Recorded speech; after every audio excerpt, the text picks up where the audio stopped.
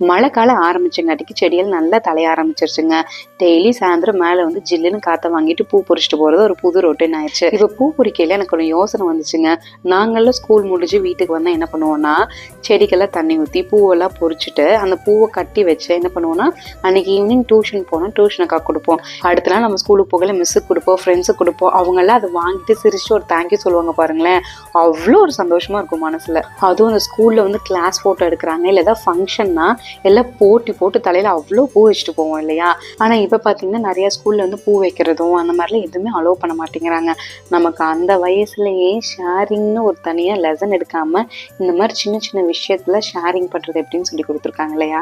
எனக்கு கொஞ்சம் hormonal imbalance problem இருக்குங்காட்டிங்க yoga கிளாஸை தேடிட்டே இருந்தேன். கடைசியில் நம்ம இன்ஸ்டாகிராமில் க்ளோ வித் யோகா வித் வித்யா அப்படிங்கிற பேஜை காண்டாக்ட் பண்ணி அவங்ககிட்ட கிளாஸ் ஜாயின் பண்ணேன். இவங்க யோகா மட்டும் இல்லாமல் மெடிடேஷன் சேர்த்து சொல்லி தந்தாங்க.